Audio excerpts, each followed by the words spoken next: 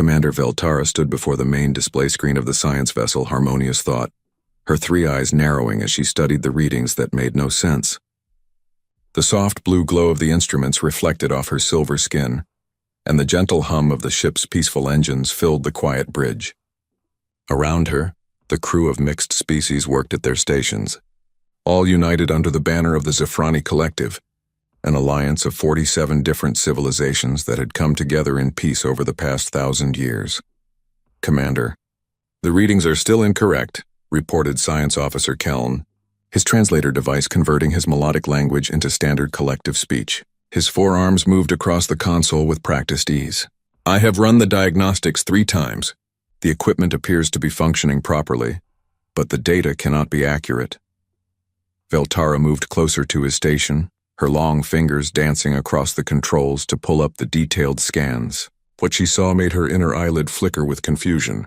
The sensors had detected a group of vessels approximately 30 million kilometers away, at the edge of what their star charts labeled as unexplored space, but the readings from those ships were impossible. The radiation signatures showed levels that would kill any known biological life within hours. The power outputs fluctuated wildly, jumping from near zero to massive spikes with no apparent pattern. The hull compositions seemed to shift between dense metals and lighter alloys in ways that violated basic physics.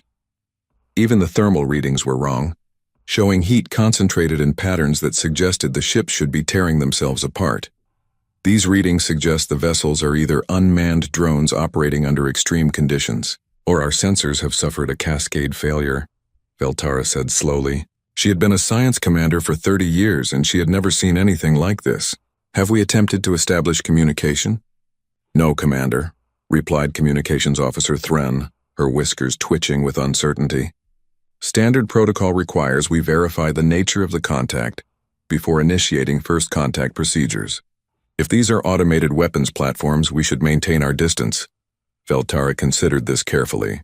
The collective had encountered hostile species before, though such meetings were rare. Most civilizations that achieved space travel had learned the value of cooperation and peace. Those who had not were usually avoided, contained by mutual agreement of the peaceful species until they matured beyond their aggressive phase. Increase scan resolution, Veltara ordered. I want to know what we are dealing with. The sensors focused their attention on the mysterious fleet. The enhanced scans revealed 5 distinct vessels. One was significantly larger than the others, approximately 800 meters in length, with a design that looked both elegant and brutal. 4 smaller ships, each about 400 meters long, flanked it in a formation that suggested military precision. The ships were gray and white, with angular features that seemed designed to reduce sensor detection. But it was the detailed scans that made Veltara's breathing sacs contract with shock. Keln, confirm these readings immediately. Confirmed, Commander, Keln said, his voice tight with disbelief. I am detecting biological life signs aboard all 5 vessels. Multiple individuals on each ship. The readings suggest they are carbon-based life forms similar to Type 7 classification in our database. That is impossible, Veltara stated firmly. No carbon-based life form could survive those radiation levels. The exposure would destroy their cellular structure within hours, and the temperature variations alone would be lethal. The readings do not lie, Commander, Keln insisted. Whatever these beings are, they are alive and apparently functioning normally within those conditions. Veltara made a decision. The collective's primary mission was peaceful exploration and the welcoming of new species into the galactic community.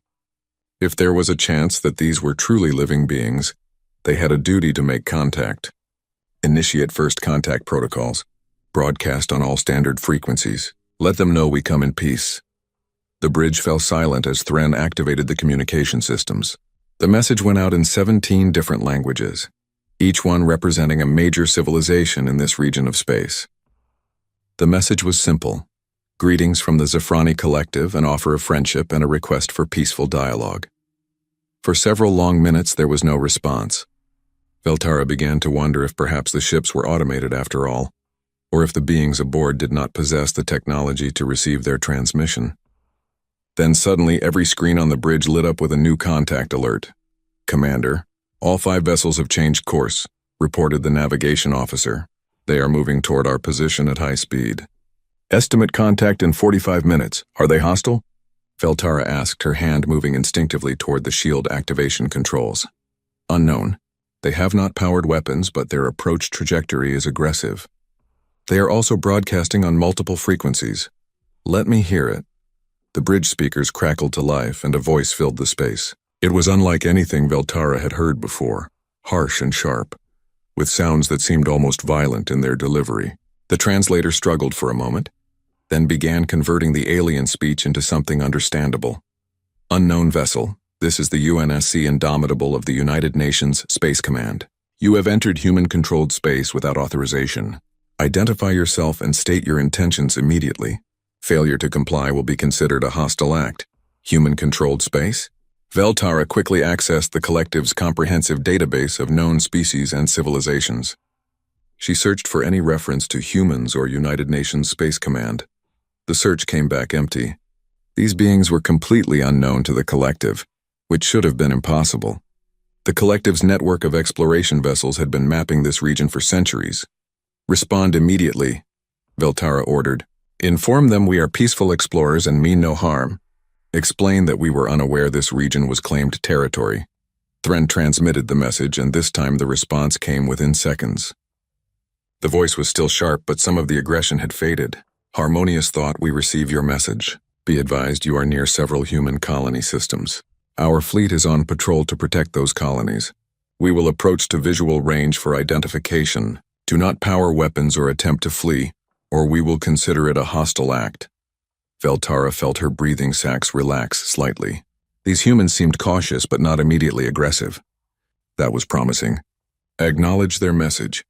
Inform them we have no weapons to power. There was a pause after Thren sent that message, longer than before. When the human voice returned, it carried a note of what the translator interpreted as confusion. Harmonious thought, please clarify your last transmission. Did you say you have no weapons? That is correct, Veltara responded directly this time. The Zafrani Collective operates on principles of peace and cooperation. Our vessels are equipped only with defensive shields and sensors. We carry no offensive weapons. Another pause. Then understood, Harmonious thought. That is unusual, but noted. We will proceed with first contact protocols. Prepare to be scanned. The human ships came into visual range 17 minutes later. The main screen showed them in perfect detail, and Veltara found herself fascinated by their design. Where collective ships were smooth and curved, designed for efficiency and beauty, these human vessels looked like they were built for war. Every surface seemed to have a purpose, from the protruding sensor arrays to the angular armor plating to the rows of what could only be weapon emplacements. The largest ship, the Indomitable, was particularly impressive. Its hull was scarred and patched in several places, suggesting it had seen combat and survived. Large letters and numbers marked its sides, along with a symbol that showed a blue and green planet surrounded by olive branches. Commander, they are scanning us, Keln reported. Very thorough scans. Their sensor technology is quite advanced. Veltara nodded. Scan them in return. Let us learn what we can about our new neighbors. The data that came back from the scans was just as confusing as the initial readings. Now that the human ships were closer, the sensors could provide more detail, but that detail only raised more questions. The radiation levels inside those ships were indeed lethal by collective standards. The power systems appeared to be some form of controlled fusion reaction that would require massive shielding to protect biological life. The temperature variations suggested the humans preferred environments that most species would find uncomfortable. And yet the life signs were clear and strong. Hundreds of biological entities moved through those ships, apparently unbothered by conditions that should have killed them. Commander, we are receiving a transmission, Thren announced. Audio and visual. Put it on screen. The display changed to show the interior of what appeared to be a command center on the human ship. And there, standing in the center of the image, was a human. Veltara stared in fascination. The creature was bipedal, standing on two legs with two arms. Its body was covered in what appeared to be a blue and gray artificial skin, possibly a uniform. The head was small compared to its body, with only two eyes positioned close together. Hair dark brown in color covered the top of its head. The face was remarkably expressive, with mobile features that suggested a complex emotional range. But what struck Veltara most was how the human moved. There was a confidence in its stance, a readiness that suggested this being was always prepared for danger. Even in this peaceful contact, the human seemed coiled, ready to react to any threat. "I am Captain Elizabeth Morrison of the UNSC Indomitable," the human said, and Veltara noted that the voice matched the earlier transmissions. This was a female of the species, judging by the vocal patterns and physical structure. "On behalf of humanity and the United Nations Space Command, I welcome you to this region of space. We apologize for the aggressive approach, but we must protect our colonies." Veltara stepped forward, making sure she was visible on their transmission. "I am Commander Veltara of the science vessel Harmonious Thought, representing the Zafrani Collective. We are pleased to make contact with your species, Captain Morrison. We did not know this region was inhabited. Our star chart showed only unexplored space." Captain Morrison's expression changed, and the translator interpreted it as surprise. "How far does your collective's territory extend, Commander?" "We are an alliance of 47 species spanning approximately 8,000 light-years," Veltara explained. "Our mission is peaceful exploration and the unification of civilizations through cooperation and shared knowledge." The human's eyes widened, and she exchanged glances with other humans visible in the background. 47 species? That is remarkable. Humanity has only recently begun to expand beyond our home system. We have established colonies in 3 nearby systems, but we have not encountered any other intelligent life until now. This explained why the humans were unknown to the collective. They were a young species, just beginning to reach for the stars, but that made the sophistication of their vessels even more puzzling.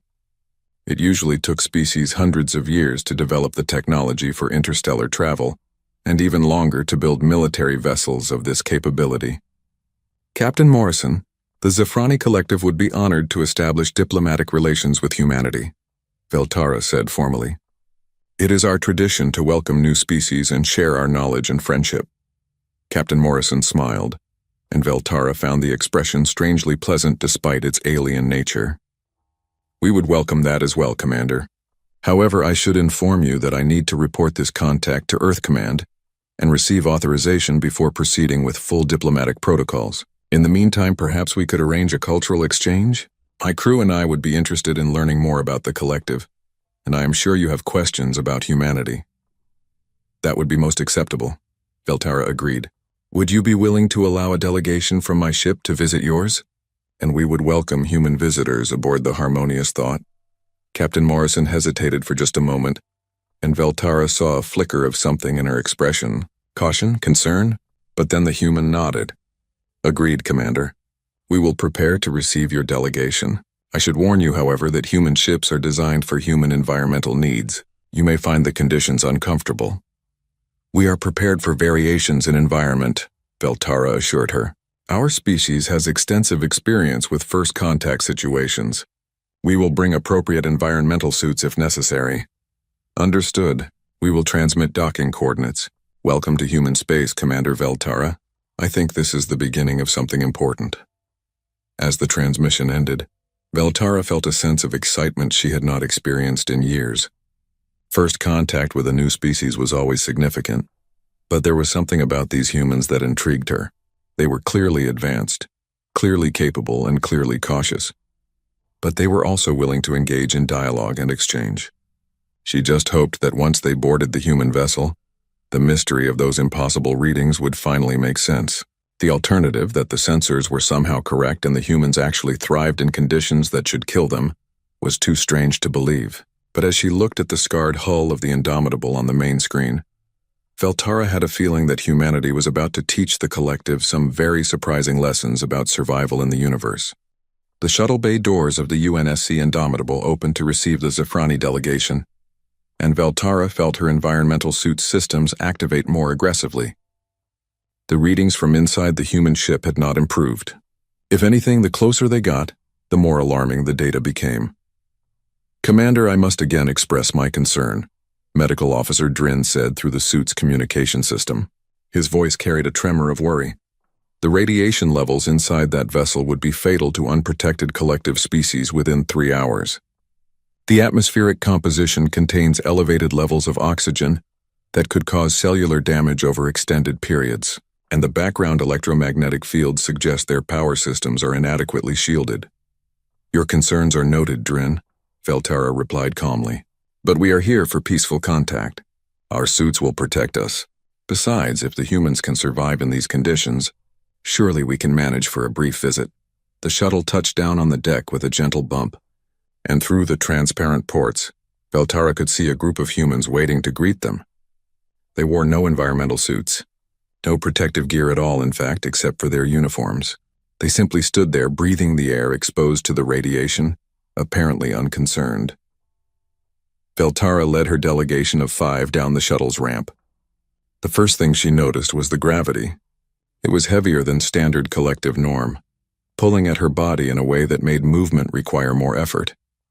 The humans had evolved on a high-gravity world, it seemed. Captain Morrison stepped forward, still without any protective equipment, and extended her hand in what the collective's database had identified as a human greeting gesture. Veltara reached out with her own hand, mimicking the gesture, and felt the surprising strength in the human's grip. "Welcome aboard the Indomitable, Commander," Captain Morrison said warmly. "I apologize for the environmental conditions.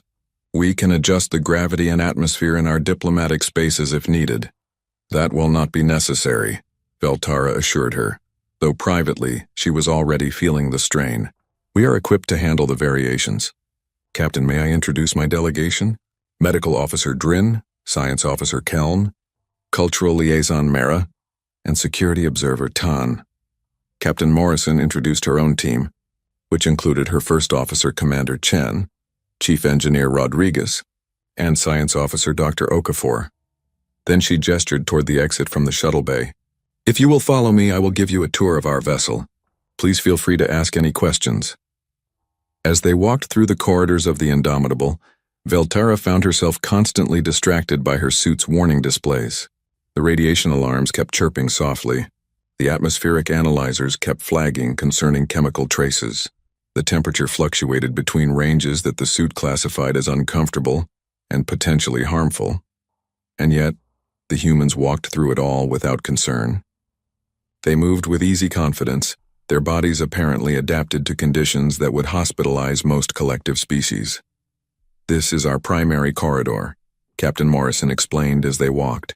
"We call this the main spine of the ship. It runs from bow to stern and provides access to all major sections." Veltara noticed crew members passing by as they walked. Humans of various sizes, shapes, and colors, all moving with purpose. Some nodded or smiled at the delegation. Others simply went about their duties. What struck her most was the diversity. The collective prided itself on unity despite differences. But these humans seemed to celebrate their variations. "Captain, if I may ask," Science Officer Keln spoke up, his translator conveying his curiosity. "Our sensors indicate your ship's power system generates significant radiation, yet your crew seems unconcerned. How do you shield against it?" Captain Morrison exchanged a glance with Chief Engineer Rodriguez, who stepped forward to answer. "We do have shielding around the reactor cores, of course," Rodriguez explained. "But humans have a fairly high tolerance for radiation compared to some species, we're learning." "What levels are you detecting?" Keln consulted his portable scanner. "Approximately 15 millisieverts per hour in this corridor." Rodriguez nodded as if this was completely normal. "Yeah, that's about right for this section. It's well within safe limits for humans. We monitor exposure levels for crew members, and we rotate assignments to keep everyone's annual dose within acceptable ranges. Are your suits handling it okay?" "Yes," Veltara said slowly, trying to hide her shock. 15 millisieverts per hour was not well within safe limits by collective standards. That was emergency evacuation levels.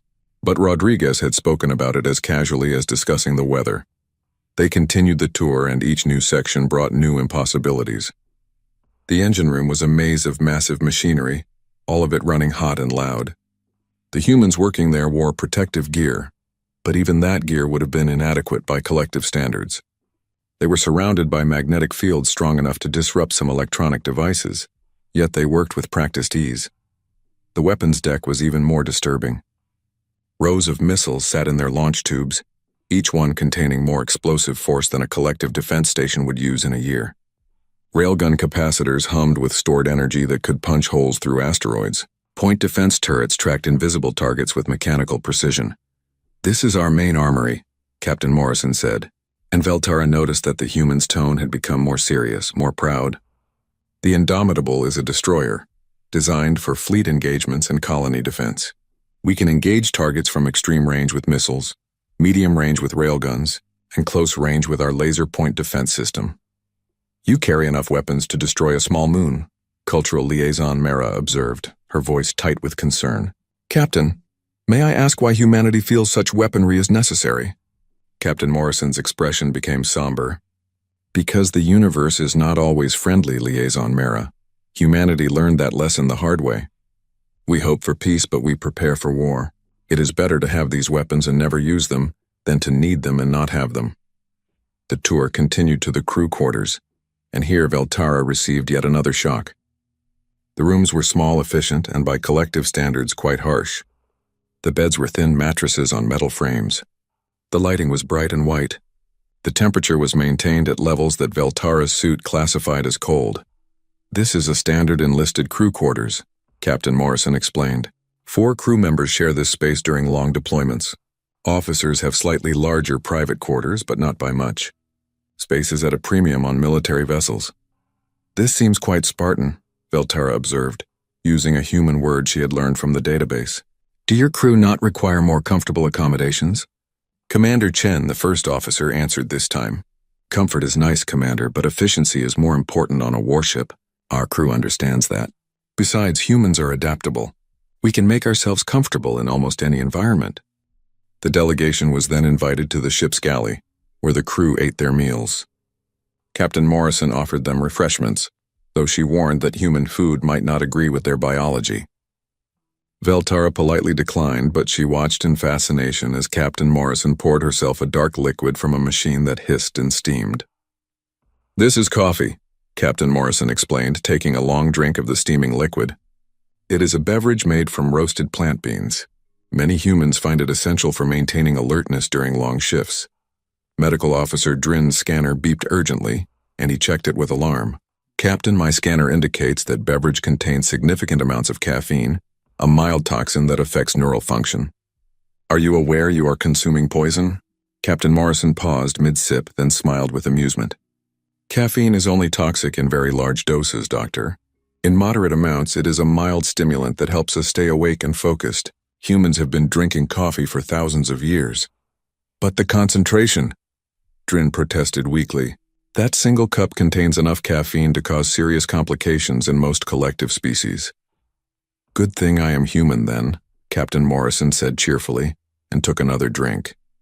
The cultural exchange continued with the Zephrani delegation, sharing information about the collective, its history, and its mission of peaceful exploration.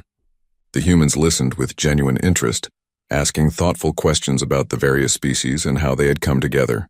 When it was time for the humans to visit the harmonious thought, Veltara felt both relief at leaving the harsh environment of the Indomitable and curiosity about how the humans would react to a proper collective vessel. The answer came quickly. Captain Morrison and her team arrived wearing light environmental suits that their sensors had determined would be necessary. The moment they stepped aboard the harmonious thought, Veltara could see their reactions. It is so quiet, Commander Chen said softly, almost reverently. And the air tastes sweet. The gravity is lighter too, Dr. Okafor added, taking experimental steps that carried her further than she intended. This is wonderful. Captain Morrison removed her helmet after checking her scanner and breathed deeply. Commander Veltara, your ship is beautiful. It feels peaceful here. Calm. Veltara felt a flush of pride as she showed them around the harmonious thought. Where the Indomitable was all hard angles and efficient brutality, her ship was curves and soft lighting. The corridors were wide and decorated with art from dozens of species. The crew quarters were spacious and comfortable, with adjustable gravity and atmosphere to suit individual preferences. The common areas included gardens where plants from various worlds grew in carefully maintained ecosystems. The humans marveled at everything, but Veltara noticed they also seemed slightly uncomfortable, as if the peace and comfort was unfamiliar to them. You have no weapons at all? Chief Engineer Rodriguez asked as they toured the engineering section. Not even for defense? We have shields, Veltara explained. They are quite powerful and can withstand significant damage. And we have very fast engines. Our philosophy is that if we encounter danger, we protect ourselves and escape. then call for help from nearby collective vessels. And if help does not arrive in time? Captain Morrison asked quietly. Veltara hesitated. It was a scenario she had never really considered. The collective was so vast, so interconnected, that help was always available. That has never happened, she finally said. The human captain nodded slowly but said nothing. There was a look in her eyes that suggested she was imagining scenarios where help might not come, where the harmonious thought might face danger alone. It was a disturbing thought. The tour concluded in the medical bay, where Dr. Drin eagerly showed the humans the collective's advanced medical technology. Healing chambers that could repair tissue damage in hours, diagnostic scanners that could detect diseases at the molecular level, regeneration therapy that could regrow lost limbs given enough time. Captain Morrison's team examined everything with professional interest, but it was Dr. Okafor who asked the question that changed the tone of the exchange. Dr. Drin, would it be possible for you to scan one of us? I am curious how human biology compares to collective species. Drin agreed enthusiastically, and Dr. Okafor lay down on the scanning bed.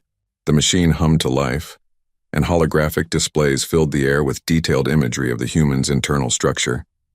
And then Drin made a sound of distress that brought everyone rushing over. What is wrong? Captain Morrison demanded, her hand instinctively moving toward a weapon that was not there. Nothing is wrong with your officer, Drin said quickly. She is healthy, but her biology is extraordinary. Commander, look at this. Veltara studied the scans and felt her breathing sacs constrict with shock. The human immune system was like nothing she had ever seen. It was not just a defense against disease.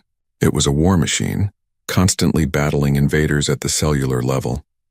Antibodies, white blood cells, inflammatory responses, all working in brutal efficiency to destroy anything identified as foreign. Your immune system is incredibly aggressive, Drin said with awe. It is as if your body is constantly at war with invisible enemies. This level of immune response would be considered a dangerous autoimmune condition in most collective species. But for humans it is normal? Veltara asked. Completely normal, Dr. Okafor confirmed. Earth is a planet with countless bacteria, viruses, parasites, and other microorganisms. Humans who did not have strong immune systems simply did not survive to reproduce. Evolution made us this way.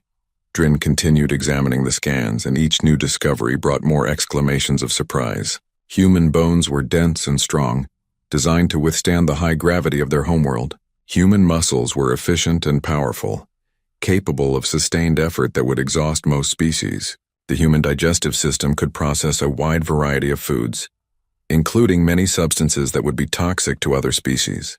Your people are survivors, Veltara said softly, finally understanding. You evolved not on a paradise world like most collective species, but on a world that tried to kill you. Every system in your body is designed for survival in harsh conditions. Captain Morrison nodded slowly. Earth is beautiful, Commander, but it is not gentle. Storms that can destroy cities, earthquakes that can reshape continents, diseases that can kill millions, predators that see humans as food. We survived all of it, generation after generation, until we became strong enough to master our world instead of simply enduring it. And when you reached for the stars, Veltara continued, you brought that survival instinct with you. Your ships are built to take damage because you expect to be damaged. Your weapons are overwhelming because you assume you will face enemies. Your environmental tolerances are broad because you evolved to handle extremes. We hope for the best, Captain Morrison said quietly. But we always prepare for the worst. It is the human way. A priority alert suddenly interrupted the exchange. Both ships received it simultaneously. A distress call from a Zephreni colony designated Talnara 4. The message was fragmentary, breaking up with interference, but the core information was clear. The colony was under attack by Kresh warships, a hostile species that had rejected collective membership decades ago. Veltara felt her body go cold. The Kresh were aggressive and territorial, but they had never directly attacked a collective colony before. This was a severe escalation. Commander, we must plot a course to the nearest collective fleet base immediately, Security Observer Tan said urgently. They can dispatch a proper defense force. How far is the nearest base? Captain Morrison asked, her tone suddenly sharp and focused. 4 days' travel at maximum speed, Veltara admitted. And how long before the Kresh destroy that colony? Captain Morrison pressed.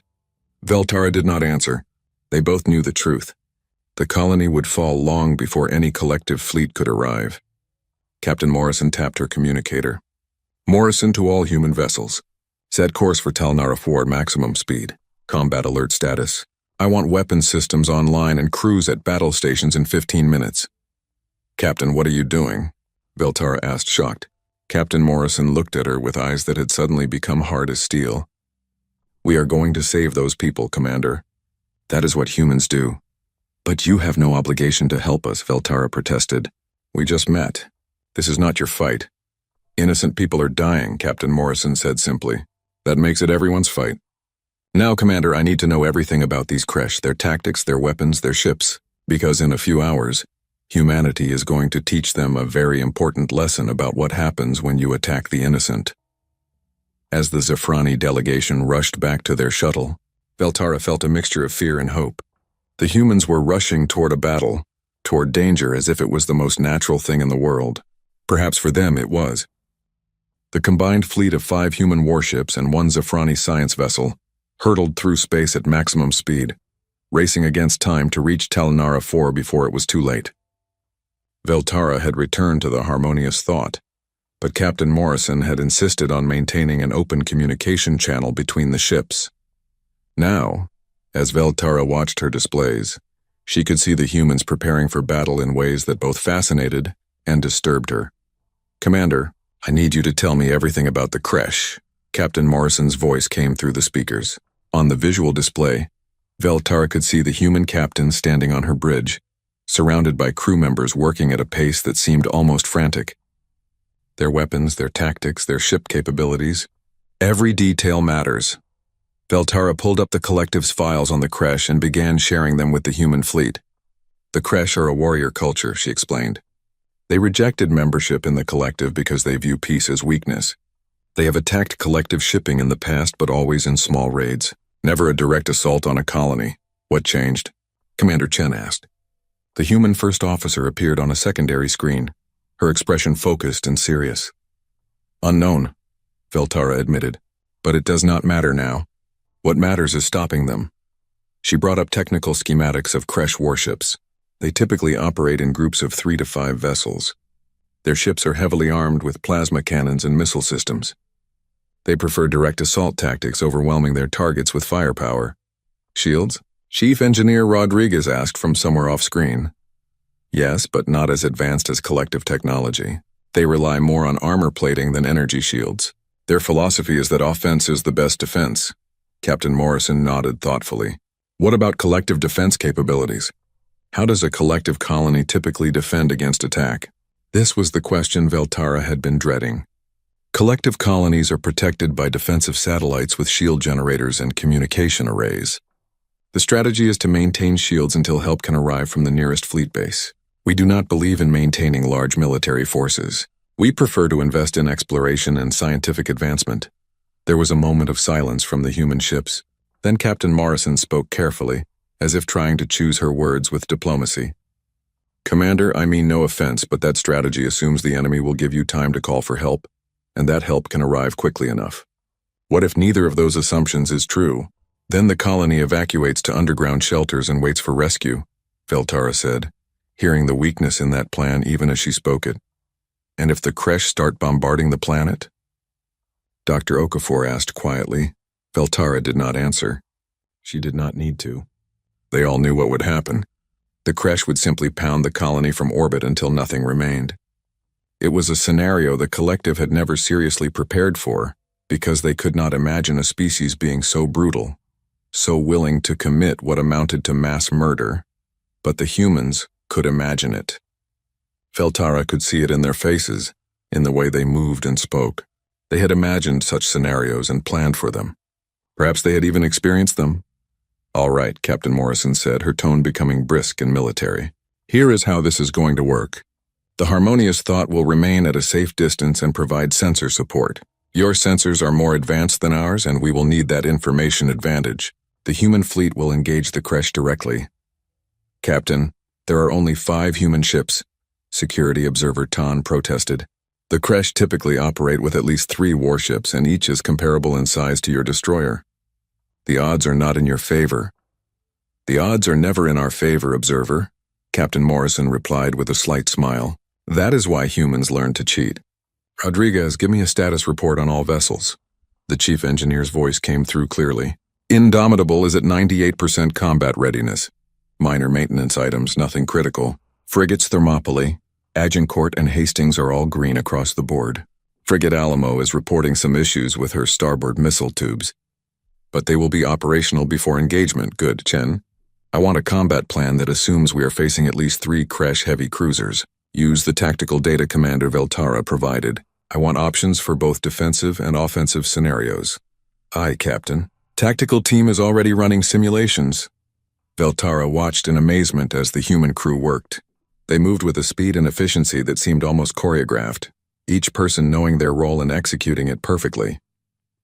But what struck her most was the undercurrent of excitement she detected in their voices. These humans were not afraid of the coming battle. If anything, they seemed energized by it. Captain Morrison, Veltara said slowly, your crew seems almost eager for this confrontation. Do humans enjoy combat? Captain Morrison considered the question carefully. Enjoy is the wrong word, Commander. We do not take pleasure in violence or death. But humans are at their best when facing challenges, when everything is on the line. Combat focuses the mind wonderfully. Every human on these ships knows that in a few hours, we will face an enemy that wants to kill us. That knowledge strips away all the distractions, all the petty concerns. All that matters is the mission. Save that colony. But you could die, Veltara pointed out. Your entire fleet could be destroyed. Yes, Captain Morrison agreed simply. We could. But that is true of every dangerous thing humans have ever done. Crossing oceans in wooden ships, climbing mountains that touch the sky, flying to our moon in metal capsules, building colonies on hostile worlds. There is always risk. Always danger. But we decided long ago that some things are worth dying for. Protecting innocent lives is one of those things. The journey to Tal Nara before took 6 hours at maximum speed. During that time, Veltara watched the human crews prepare for battle in ways that revealed just how different humans were from collective species. The weapons crews ran drill after drill, loading and unloading missiles with practice speed.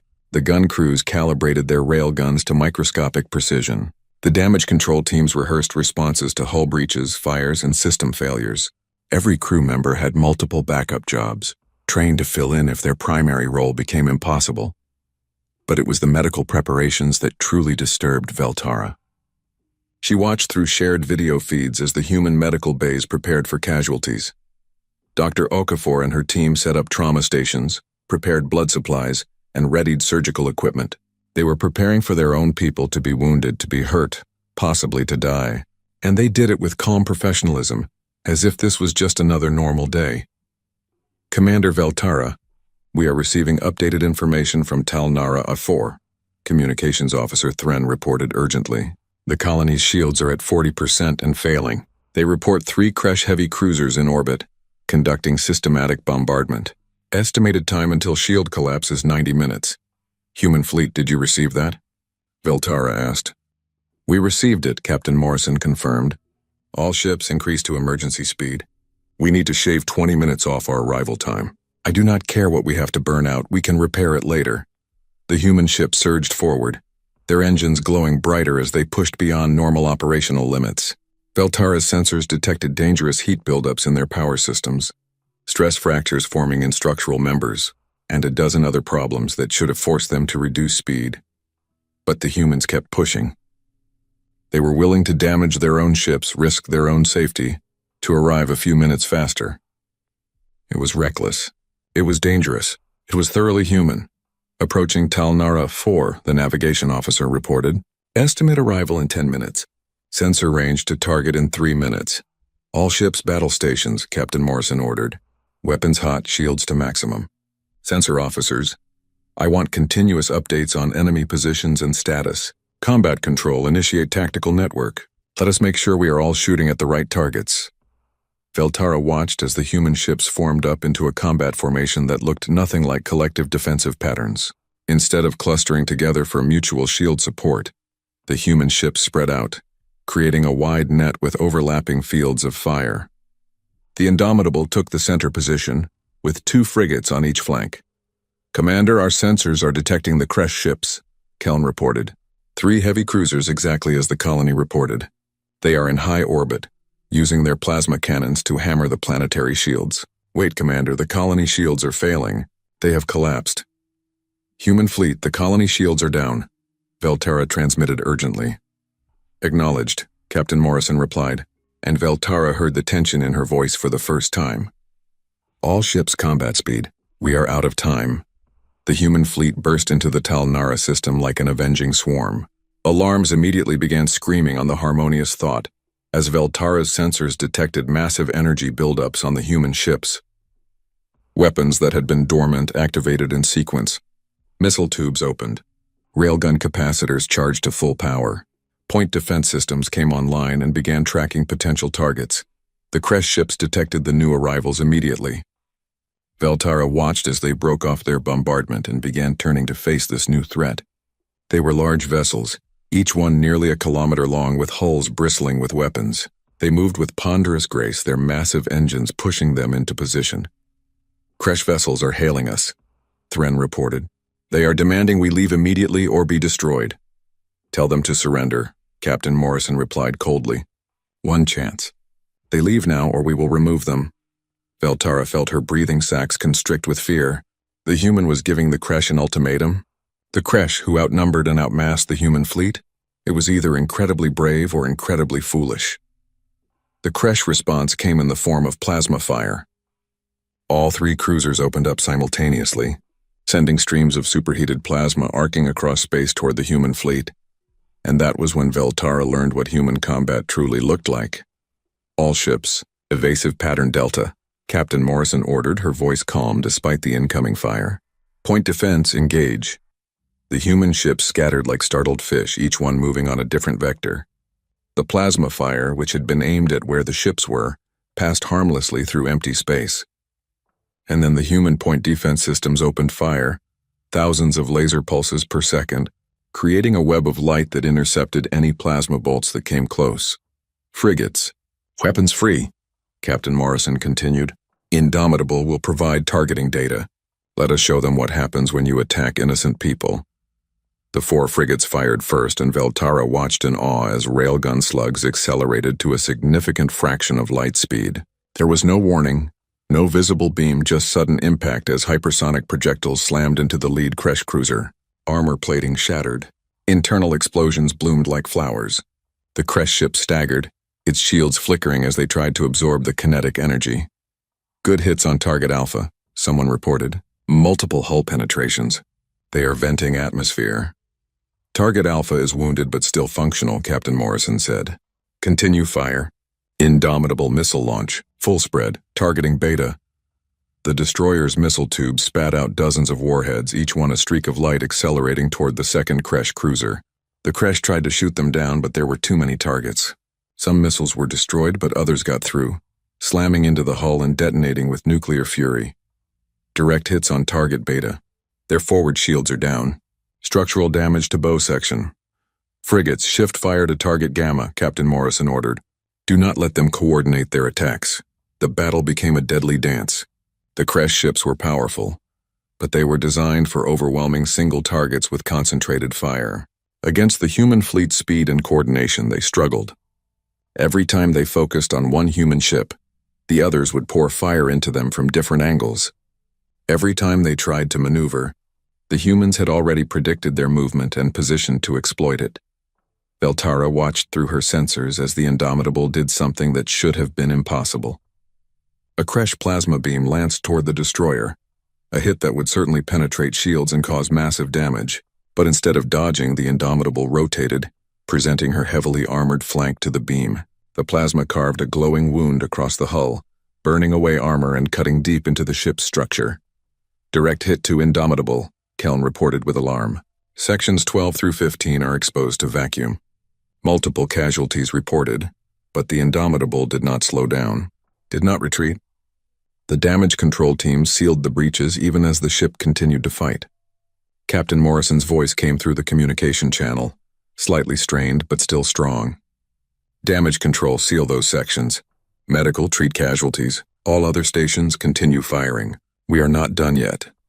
Veltara realized with shock what had just happened. The human captain had deliberately taken that hit, sacrificing part of her own ship to close the distance to the crash vessel. And now, at close range, the Indomitable's railguns had a clear shot at the crash cruiser's vulnerable engineering section. "Fire," Captain Morrison ordered. The railguns spoke, and the crash ship's engines exploded in a cascade of secondary detonations. The cruiser went dark, dead in space, nothing but a drifting hulk. "Target Gamma is destroyed," someone reported with grim satisfaction. "Remaining targets?" Captain Morrison asked. "Target Alpha is retreating. Target Beta is still engaging, but her weapons are offline. She is trying to ram frigate Thermopylae. Thermopylae emergency evasion. All ships concentrate fire on Beta. Do not let her reach our ships." The human fleet turned as one and unleashed everything they had. Missiles, railgun slugs, and laser fire converged on the wounded crash cruiser. The ship tried to maneuver, tried to evade, but she was too damaged, too slow. The bombardment was relentless, and within seconds the cruiser broke apart, her hull unable to withstand the punishment. "Target Beta destroyed. Target Alpha has jumped to FTL. She is gone." "Cease fire," Captain Morrison ordered. "Damage reports. Casualty reports. And someone get me a status on that colony." Veltara sat in stunned silence. The battle had lasted less than 15 minutes. 3 crash-heavy cruisers, each one a match for any collective defense station, had been destroyed or driven off by 5 human ships that were supposed to be outmatched, and the humans had done it while taking damage themselves, while risking their lives, while protecting a colony they had no obligation to defend. "Commander Veltara, this is Captain Morrison. Can you send teams to the surface? The colony will need help with rescue and repair operations." Veltara found her voice. "Of course, Captain. We will send all available personnel. But Captain, what about your wounded? Your damaged ships?" "We will be fine, Commander. Humans are tough. We will patch the holes and bandage the wounded. It is what we do." There was a pause. "Commander, can you tell me something? How long would it have taken a collective fleet to arrive?" 3 more days, Veltara admitted quietly. "Then you better add those 3 days to the list of things humans just saved. Because in 3 days there would not have been a colony left to rescue." As the harmonious thought moved into orbit alongside the battered human fleet, Veltara looked at the scarred hulls of the destroyers and frigates, at the emergency repair teams already working on the damage, at the medical shuttles carrying wounded to larger facilities, and she understood something fundamental about humanity. The collective had achieved peace by avoiding conflict, by talking and negotiating and retreating when necessary. It was a good strategy for species that valued preservation above all else.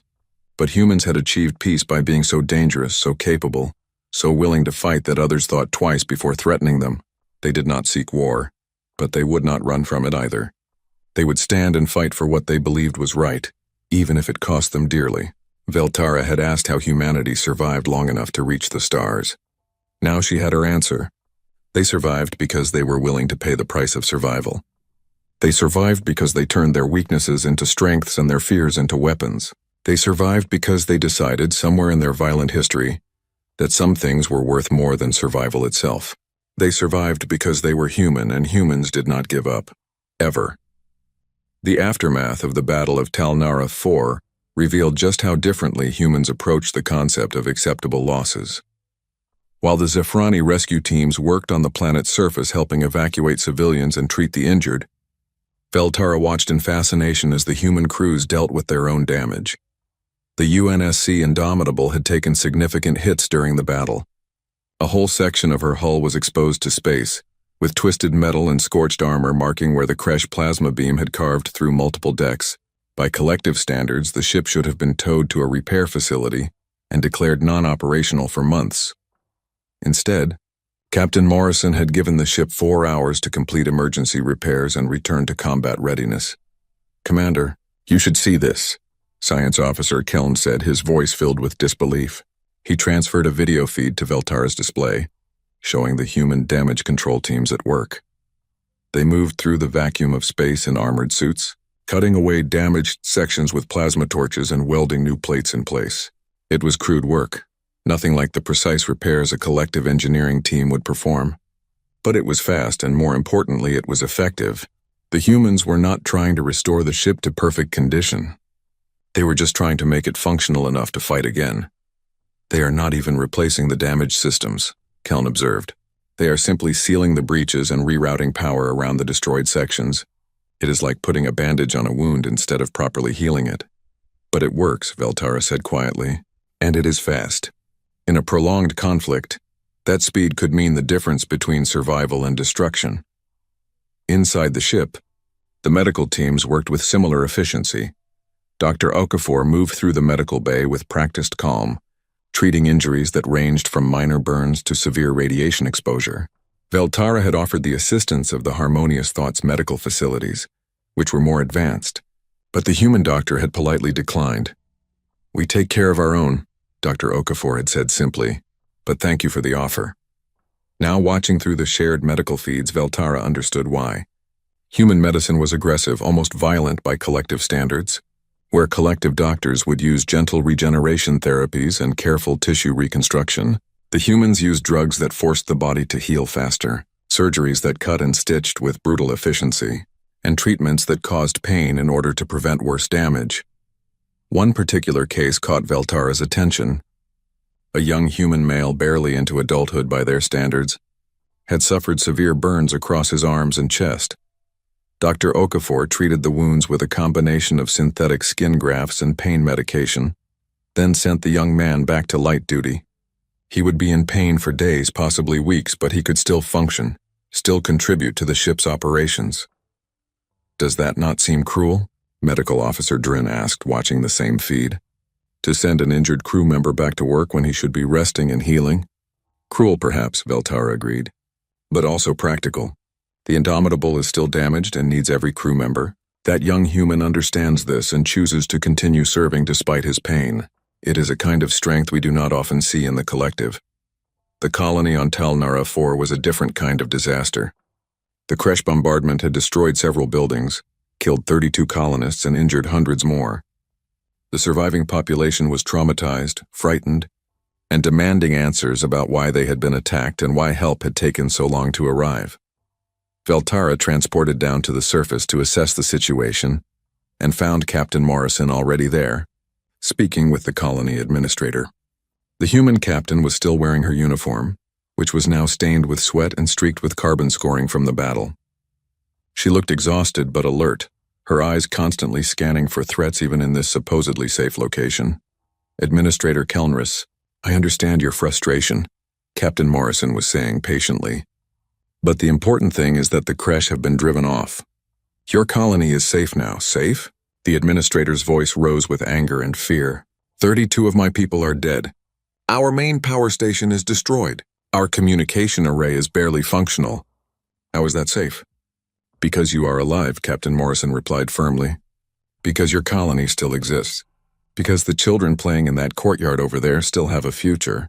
That is what safe means, Administrator. Not perfect, not undamaged, but alive and able to rebuild." The administrator seemed taken aback by the human's directness. In collective culture, such blunt speech would be considered rude. But Veltara was beginning to understand that humans valued honest clarity over polite evasion. "Captain Morrison speaks truth," Veltara interjected, stepping forward. "The Kresh could have destroyed this entire colony. They chose not to only because your fleet arrived in time. You should be thanking her, not berating her." The administrator's color shifted to a shade that indicated embarrassment. "You are correct, Commander. Captain Morrison, please forgive my outburst. My people and I are grateful for your intervention. Without you, we would all be dead." Captain Morrison's expression softened.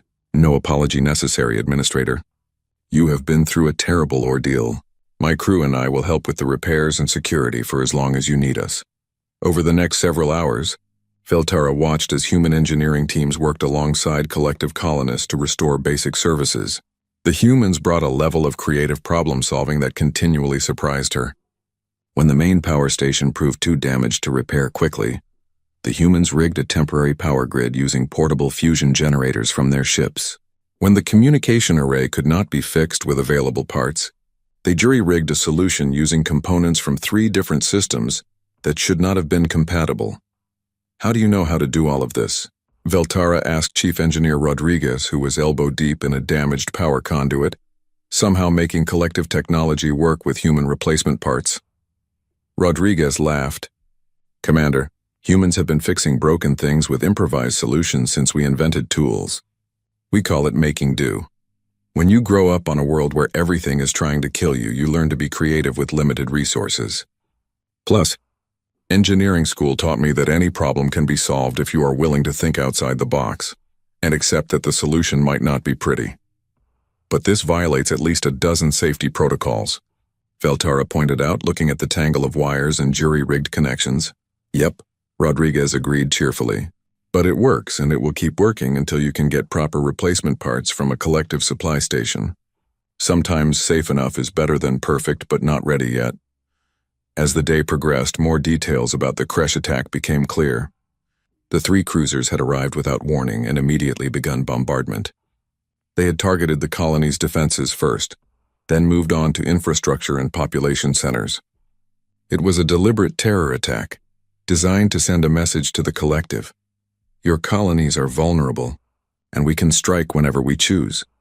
This changes everything, Veltara said during a strategy meeting with Captain Morrison and several other officers from both fleets. The Kresh have never been this aggressive before. This was not a raid or a show of force. This was an attempted genocide. The question is why, Commander Chen said, studying a holographic map of the region. What do the Kresh gain from attacking a random colony? Did they think the collective would not respond? The collective would have responded, Security Observer Tan said bitterly. In 3 days, by which time the colony would have been ashes and the Kresh long gone. This was a calculated attack based on knowledge of our response times and capabilities. Captain Morrison leaned back in her chair, her expression thoughtful. So the Kresh were testing the collective's defenses. They wanted to see if they could hit a target and escape before any real military force could respond. Which means this was not a one-time attack. They are planning more. The implications of that statement hung in the air like a heavy weight. Veltara felt her breathing sacs constrict with fear. The collective had 47 member species spread across thousands of light years. How many colonies were vulnerable to this kind of hit-and-run attack? How many could be destroyed before the collective's slow-moving defense fleets could respond? We need to change our defensive strategy, Veltara said slowly. The Kresh have exposed a critical weakness in our approach. We have always assumed that peaceful intentions and defensive shields would be enough. We were wrong. The collective needs a rapid response force, Captain Morrison said firmly. Fast ships, well-armed, positioned at strategic locations throughout your territory. When an attack happens, they can respond in hours instead of days. The Collective Council will never approve that, Tan objected. It would require maintaining a permanent military force, something we have always rejected as contrary to our philosophy of peace. Your philosophy of peace does not stop the Kresh from killing your people, Captain Morrison pointed out bluntly. Look, I understand the Collective's ideals. Peace is admirable, but peace without the ability to defend it is just hoping your enemies will be nice. And the Kresh are not nice. The discussion continued for hours, with the Zafrani officers struggling to reconcile their peaceful philosophy with the brutal reality that Captain Morrison kept forcing them to face. Veltara found herself caught between 2 worldviews. The Collective's way had worked for 1,000 years, bringing together dozens of species in harmony. But that harmony had been purchased with isolation from truly hostile forces, with defensive strategies that assumed enemies would be reasonable. The Kresh were not reasonable, and if they were growing bolder, the Collective would need to adapt or die. It was late in the local day cycle when Veltara found Captain Morrison standing alone near the colony's memorial garden, where the names of the 32 dead had been inscribed on a simple monument. The human was silent, her head bowed, and Veltara realized she was paying respects to people she had never met, people who were not even her species. Captain, you saved thousands of lives today, Veltara said softly, approaching. Those 32 deaths are not your fault. I know, Captain Morrison replied, her voice quiet. But I also know that if we had arrived 10 minutes later, it would have been 33, or 50, or 100. Every second matters in combat, Commander. Every decision has weight. I chose to push our engines beyond safe limits to arrive faster. That decision saved lives, but it also means I am responsible for every life we could not save. That is an impossible burden to carry, Veltara observed. Yes, Captain Morrison agreed. But it is the burden of command, the burden of being human. We do not get to choose only the easy decisions, Commander. We do not get to only fight battles we know we can win. We have to fight when it matters, when lives are at stake, even if the odds are against us, even if we might lose. Because the alternative is to do nothing, and that is something humans cannot accept.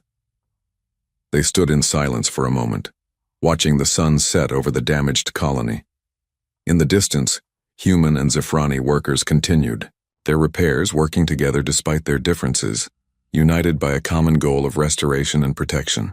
Captain Morrison, I have been thinking about what you said, Veltara began carefully, about the collective needing to change our approach to defense. You are right. But such changes will take time. The Council must debate, consensus must be reached, resources must be allocated. It could be months or even years before any real changes are implemented. And in the meantime, the Kresh will keep attacking. Captain Morrison finished the thought. Yes. Veltara took a deep breath, preparing to make a request that went against everything she had been taught.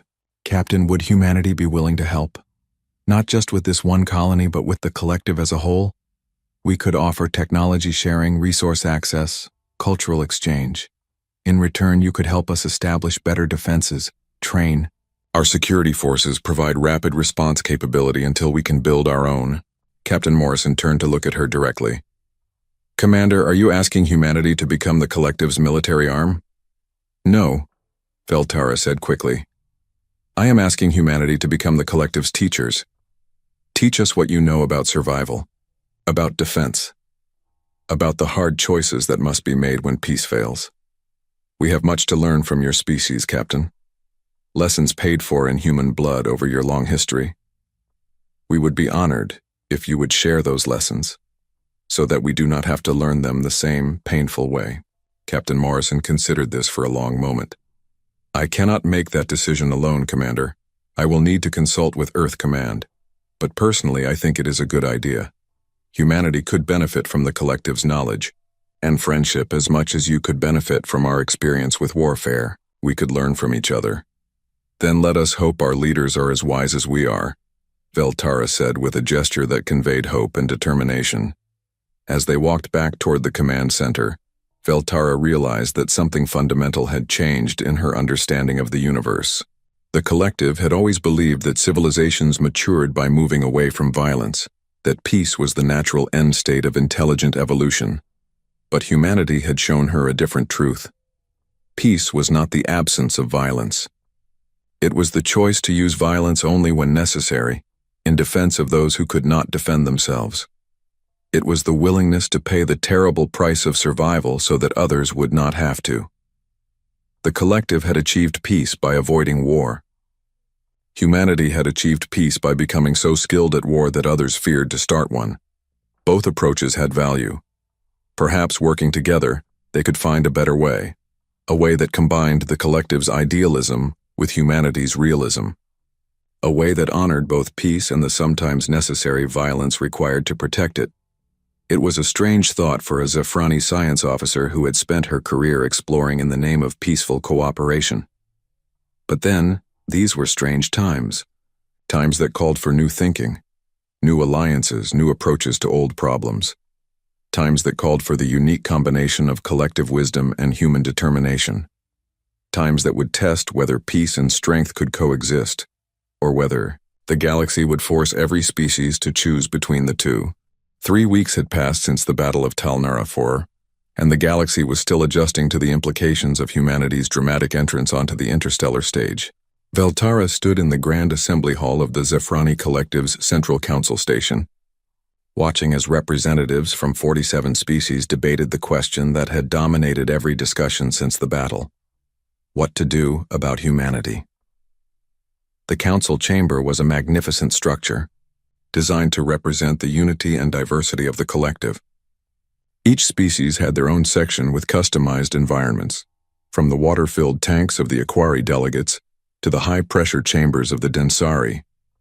Holographic displays floated throughout the space, showing real-time translations of the proceedings in hundreds of languages. But today, all attention was focused on a simple podium at the center of the chamber, where Captain Elizabeth Morrison stood in her dress uniform, flanked by Commander Chen and Dr. Okafor. The three humans looked small and alone among the assembled representatives of advanced civilizations that had been traveling the stars for centuries. Yet somehow, they did not look weak. The chair recognizes Speaker Velnath of the High Council. The chamber moderator announced. A elderly Zafrani with silver skin that had faded to pale gray stepped forward. Speaker Velnath had served on the council for over 60 years and was widely respected for his wisdom and caution. He looked at the human delegation with an expression that Veltara could not quite interpret. Captain Morrison, humanity has asked to join the Zafrani Collective as a member species with full rights and responsibilities. This is an honor we do not grant lightly. Before the Council can make this decision, we must understand your people better. Tell us about Earth. Tell us about how humanity came to be what you are. Captain Morrison nodded respectfully and activated a holographic display. The image of a blue and green planet appeared, slowly rotating, beautiful and vibrant with life. This is Earth, Captain Morrison began, her voice carrying clearly through the chamber's acoustics. Our homeworld. To human eyes, it is the most beautiful place in the universe, but to the rest of the galaxy, I am told, it is classified as something else. What do your records call it, Speaker? Veltara watched as Velnath consulted a datapad, his expression becoming troubled. The Collective's planetary classification system would designate Earth as a Class 12 death world, the highest hazard rating in our system. Counselor Morrison, our xenobiologists believed that planets like Earth could not support the evolution of spacefaring intelligence. The environmental pressures would be too extreme. And yet, here we stand, Captain Morrison said simply. She changed the holographic display to show various scenes from Earth. Towering mountains that pierced the clouds, vast oceans whipped by massive storms, dense jungles teeming with predators, frozen wastelands where temperatures dropped to levels that would kill most collective species in minutes. Earth is beautiful, but it is not gentle, Captain Morrison continued. Let me give you some context. The atmospheric pressure at sea level on Earth is approximately 100 kilopascals. The oxygen content is 21%. The gravity is 9.8 meters per second squared. These are the conditions humans evolved in. These are the conditions we consider normal. There were murmurs throughout the chamber. Several species consulted their own databases, and Veltara could hear the shocked reactions as they realized what those numbers meant. Earth's atmosphere was thick and oxygen-rich compared to most inhabited worlds. The gravity was crushing by many species standards. Humans had evolved in conditions that would exhaust or kill most other intelligent species. But the environment is only part of the story, Captain Morrison went on. Earth is a planet of extremes. Temperatures can vary from minus 90 degrees Celsius at the poles to plus 60 degrees Celsius in the deserts. We have hurricanes with wind speeds exceeding 300 kilometers per hour, earthquakes that can level entire cities, tsunamis that can travel across oceans and destroy coastlines, volcanic eruptions that can alter the global climate for years. The holographic display showed images of these disasters. A hurricane from space, a massive spiral of clouds hundreds of kilometers wide, an earthquake's aftermath, showing collapsed buildings and devastated infrastructure, a volcanic eruption with rivers of lava and clouds of ash blotting out the sun. And that is just the geology, Captain Morrison said, her voice becoming quieter, more intense. Then there are the biological hazards. Earth is home to millions of species, and many of them are dangerous to humans. We have predators that can run faster than we can. Predators that are stronger than we are. Predators that can kill with venom or disease. We have bacteria and viruses that can cause plagues killing millions. More images appeared. A large feline predator bringing down prey twice its size. A venomous snake, its fangs dripping with toxin. Microscopic images of bacteria and viruses. Beautiful and deadly. So how did humanity survive? Dr. Okafor stepped forward to continue the presentation. Not through physical superiority. Many Earth species are stronger, faster, or more resilient than humans. We survive through adaptation, innovation, and cooperation. We learn to make tools to compensate for our physical weaknesses. We learn to use fire for warmth and protection. We learn to build shelters against the storms. We learn to work together because a human alone is vulnerable, but humans in groups are formidable. But most importantly, Commander Chen added, we learned to see challenges not as reasons to give up, but as problems to be solved. Every disaster taught us something. Every predator made us smarter. Every disease forced us to develop better medicine. Earth tried to kill us for hundreds of thousands of years, and we refused to die. We adapted. We survived. We thrived. Speaker Velnath raised a hand. This is all very dramatic, Captain Morrison. But what does it have to do with your request to join the collective? Are you simply trying to impress us with tales of your harsh homeworld? No, Speaker, Captain Morrison replied. I am trying to help you understand why our ships confused your sensors, why our environmental tolerances seem impossible, why we fight the way we do. Everything about humanity that seems strange or excessive to the collective makes perfect sense when you understand where we came from. She brought up new images, showing human ships under construction. Our ships can function in high radiation environments because we evolved under a sun that bombards Earth with radiation. Our life support systems can handle wide temperature variations because we evolved on a planet with extreme climate shifts. Our medical technology is aggressive because we evolved fighting constantly against diseases and injuries. Our damage control procedures assume catastrophic failures because we evolved in a world where catastrophic failures happened regularly. And your weapons? A voice called out from the Pacifari delegation. Your willingness to engage in violence? Did Earth teach you that as well? Captain Morrison's expression became somber. Yes, Earth taught us that sometimes violence is necessary for survival. We had predators that would hunt us. We had other human tribes that competed with us for resources. We had diseases that killed without mercy. We learned that running was sometimes the right answer, but sometimes you had to stand and fight. Not because we wanted to, but because the alternative was extinction. She paused, letting that word hang in the air. But Earth also taught us something else. It taught us compassion. Because we knew what it felt like to suffer, we learned to help those who were suffering. Because we knew what it felt like to be hunted, we learned to protect the vulnerable. Because we knew what it felt like to lose loved ones, we learned to value every life. Our capacity for violence is matched only by our capacity for empathy. The holographic display changed again, now showing images of human culture, art, music, architecture, scientists working in laboratories, teachers with students, medical workers helping the sick, rescue teams pulling survivors from disaster zones. We are not just warriors, Captain Morrison said softly. We are dreamers. We create beauty. We seek knowledge. We care for our sick and elderly. We protect our young. We tell stories and make music and build things that will outlast us. Yes, we can fight. Yes, we can be dangerous.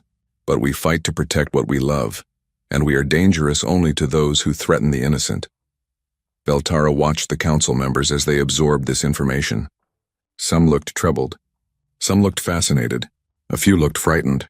But all of them were paying attention in a way they rarely did during routine council sessions. I have a question, came a voice from the crystalline delegation. The speaker was a being of living crystal, refracting light in beautiful patterns as they moved.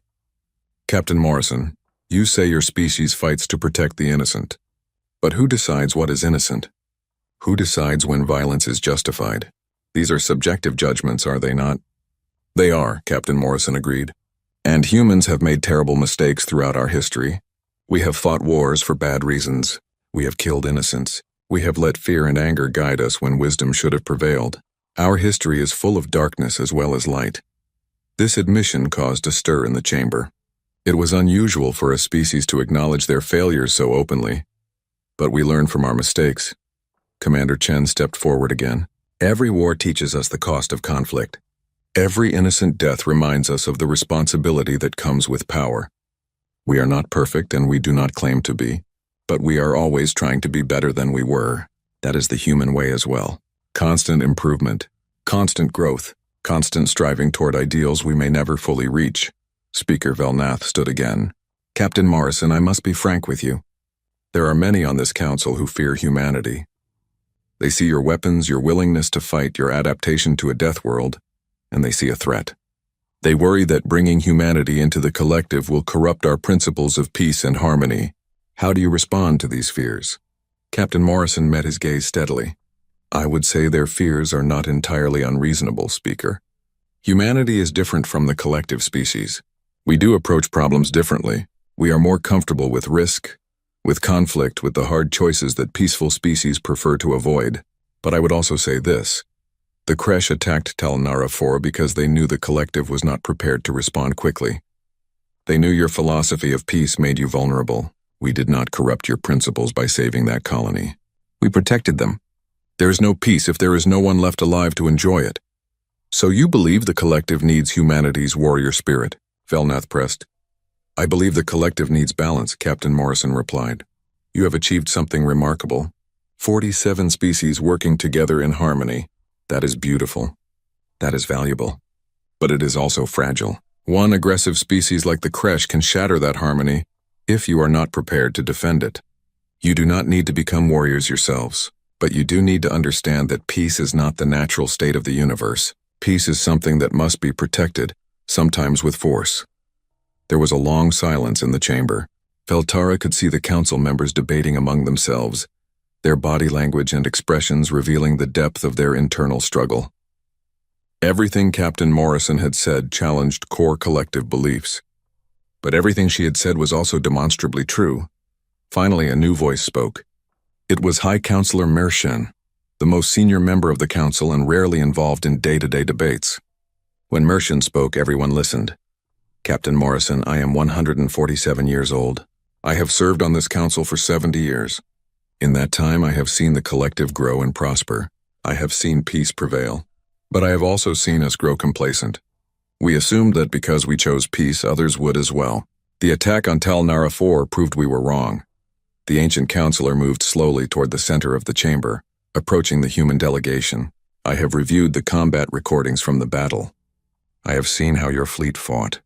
I have seen how you deliberately took damage to protect our people. I have seen how you risked your lives for a colony you had no obligation to defend. And I have reached a conclusion. Mershen stopped directly in front of Captain Morrison. Humanity is dangerous. You are warriors born from a world that forced you to become strong. You carry weapons that could devastate worlds. You fight with a ferocity that terrifies us. All of this is true. But you are also heroes. You are protectors. You are people who will stand between the innocent and the darkness regardless of the cost to yourselves. The collective needs people like you, not to replace our principles but to defend them when our principles are not enough. The counselor turned to address the full chamber. I vote to accept humanity into the Zafrani collective as full members. Furthermore, I propose we establish a joint defense initiative, combining collective technology and resources with human tactical expertise. We will learn from each other. The collective will teach humanity the value of diplomacy and cooperation. Humanity will teach the collective that peace and strength are not opposites but partners. The debate that followed was intense and went on for hours, but in the end the vote was clear. 39 species voted in favor of accepting humanity. 6 voted against. 2 abstained. It was enough. Humanity would join the collective. As the formal ceremonies concluded and the chamber began to empty, Veltara approached Captain Morrison. The human looked exhausted but pleased. Congratulations, Captain, Veltara said warmly. You have become part of something larger than any single species. I hope humanity finds a home in the collective. Thank you, Commander, Captain Morrison replied. And thank you for vouching for us. I know you put your reputation on the line to support our membership. It was the right thing to do, Veltara said simply. You saved Talnara Arfor. You showed us truths we needed to see. The collective is better for having humanity as members. Over the following weeks, the integration began. Human liaison officers were assigned to collective vessels. Collective scientists began working on Earth and human colonies. Joint training exercises were scheduled. Technology exchanges were initiated, but more importantly, friendships began to form. Humans and collective species started to understand each other, to appreciate each other's differences, to learn from each other's perspectives. Veltara found herself assigned as the primary Zafrani liaison to the human fleet, working closely with Captain Morrison on the Joint Defense Initiative. It was challenging work, trying to bridge the gap between human military thinking and collective philosophical principles, but it was also rewarding. One evening, Veltara and Captain Morrison sat in the observation lounge of the Harmonious Thought, looking out at the stars. Both ships, Human and Zafreni, were in orbit around a beautiful nebula conducting joint training exercises. Can I ask you something personal, Captain? Feltara said after a long, comfortable silence. Of course, Commander. We are friends now. Call me Elizabeth. Elizabeth, then. When you first encountered the creche at Talnara before, were you afraid? Elizabeth considered the question carefully. Yes, I was terrified. We were outnumbered and outgunned. The smart tactical choice would have been to call for reinforcements and wait. But those colonists did not have time to wait. So we went anyway, knowing we might not survive. How do you function with that kind of fear?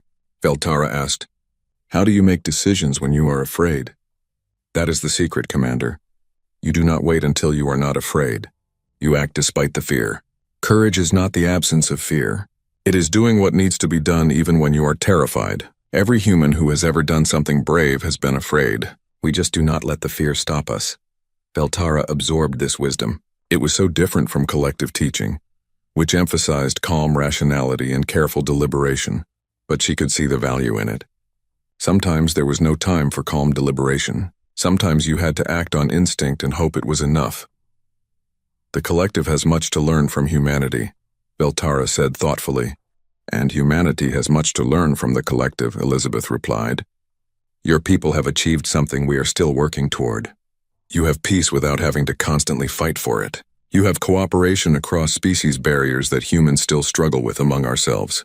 You have turned the desire for knowledge and exploration into a civilization-wide purpose. These are lessons we need. They sat together in comfortable silence, watching the nebula's colors shift and swirl. Two species from very different worlds finding common ground among the stars. Months passed, and the partnership between humanity and the collective deepened. The Joint Defense Initiative proved remarkably successful. Human-designed rapid response ships built with collective technology and crewed by mixed-species teams were stationed throughout collective space. When the creche attempted another raid on a different colony, the response force arrived within hours and drove them off with minimal casualties. The message was clear. The collective was no longer an easy target. But the partnership was not just military. Human artists collaborated with collective cultural figures to create works that blended perspectives. Human scientists worked with collective researchers on projects neither could have completed alone. Human philosophers debated with collective thinkers about the nature of peace, violence, and morality. And slowly both sides changed.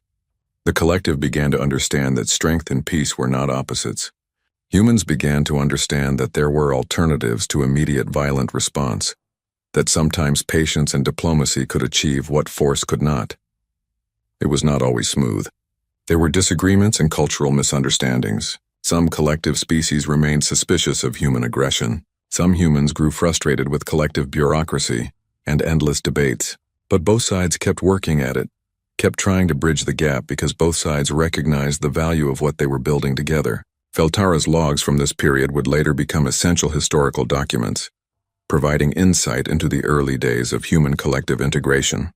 But one entry in particular captured the essence of what was happening. Day 247 of the Integration Initiative.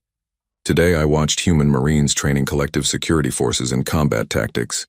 The collective officers were hesitant at first, uncomfortable with the aggressive techniques. But the human instructor, a Sergeant Rodriguez, was patient and explained the reasoning behind each move. By the end of the session, the collective officers were not just learning the techniques, they were understanding the philosophy. They were learning that violence, when absolutely necessary, can be a tool of protection rather than destruction. Later I attended a meditation session led by a Zephrani spiritual guide, with several human officers participating. They struggled with the stillness at first, these humans who are always moving, always doing. But they persevered, and by the end they were achieving moments of true inner peace. They were learning that strength comes not just from action, but also from contemplation and self-understanding. This is what integration truly means. Not one side dominating the other, but both sides learning, growing, becoming more than they were alone. The collective is teaching humanity to value peace. Humanity is teaching the collective to defend that peace. Together we are becoming something new, something better. The galaxy believed that Death World survivors like humans would be too aggressive, too dangerous to integrate into peaceful civilizations. But we are proving them wrong. Humans are not destroying our peace. They are protecting it. And in return we are teaching them that there is more to existence than survival. This is the future I hope for. Not human, not Zephrani, Not any single species, but all of us together, learning from each other, protecting each other, reaching for the stars as one. Years later, when historians studied the formation of what would become known as the United Collective, they would point to the Battle of Talnara IV as the turning point. The day when humanity proved that Deathworld survivors could be heroes as well as warriors. The day when the collective learned that peace required strength as well as good intentions. But for Veltara and Elizabeth sitting in that observation lounge watching the stars, it was simply the beginning of a friendship that would span decades. A friendship between two species that came from very different worlds but found common ground in their shared desire to make the galaxy a better, safer place. The Zafrani database entry on humanity was updated one final time. Species, human, Homo sapiens. Homeworld, Earth, Class 12 Deathworld. Classification, Deathworld survivor species threat level, extreme, to enemies of the collective. Recommended status, ally and full member special notes. Despite originating from a planet that should have prevented the evolution of intelligence, humans have not only survived but thrived. They possess exceptional adaptability, creativity, and determination. While capable of extreme violence, humans primarily use their abilities to protect rather than destroy. They are warriors when necessary, but philosophers, artists, and dreamers by choice. The collective is honored to count humanity among its members and looks forward to learning from their unique perspective on survival, strength, and the true meaning of peace. The galaxy would never be quite the same after humans entered it. But perhaps that was a good thing. After all, the universe was a dangerous place. It was good to have friends who knew how to survive in dangerous places. Friends who would stand beside you when darkness came. Friends who had learned, through countless generations of struggle on a deadly world, that the best way to face impossible odds was together. That was the human gift to the collective. Not just weapons or tactics or Deathworld resilience, but the fundamental understanding that survival was not enough, that life was meant to be lived fully, protected fiercely, and shared generously. And in return, the collective gave humanity something they had been seeking since they first looked up at the stars. A place to belong. A family larger than any single species. A future where human children would grow up knowing they were part of something vast and wonderful. Where the strength their ancestors had earned through suffering could be used to protect rather than destroy. It was, all parties agreed, a fair exchange. And so the story of humanity's first contact with alien warships ended not with conquest or conflict, but with understanding and alliance. The scanners had screamed when they first detected those impossible human vessels. But now those same scanners showed human and collective ships flying side by side, protecting the innocent, exploring the unknown, and proving that even species from death worlds could find peace among the stars. They just needed someone willing to help them protect it.